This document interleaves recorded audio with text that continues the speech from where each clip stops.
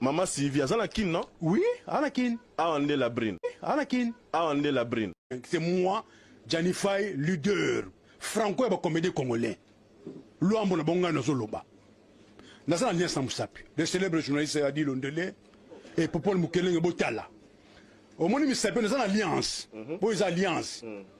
Alliance oyo na bala. Na Kinshasa. Na Pototé. Na Kinshasa. Na commune limitée. Et ma femme, elle s'appelle Sylvie Faye. Mais moi, je suis na bala na Kisasa.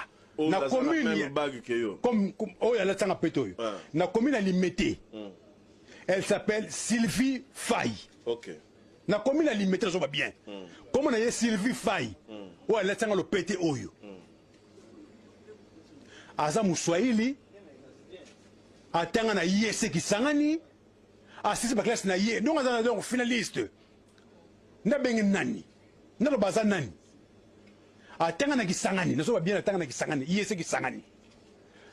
Donc Sylvie Faye c'est ma femme on a tika na kisasa bokabona te tous bon alliance bokabona mbolo kufa mais balobi a ko talibale pa muto susu makamango ngai na ko donc na poto on na zawo na ko talibala jamais pas moi si baba manga sapato au sketch na gauche ba théâtre au sein la biso awa ozo ketch na fenêtre ba boagelo bilamba la fenêtre jamais na ko sala ngomta mukolo mokote na bala na kisasa. OK.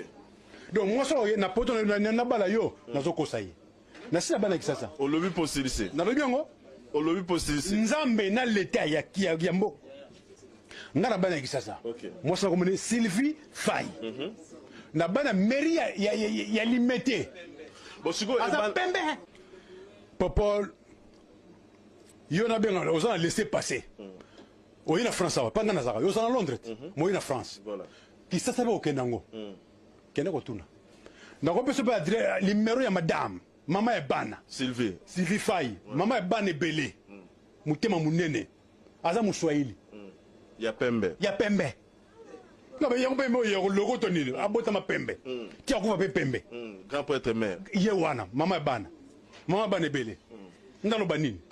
Donc ce que maramunyoso oyo bazoloba Isaïe Lokuta siko awa comme maman Sylvie Anakin, non? Oui, Anakin. Aande la brine.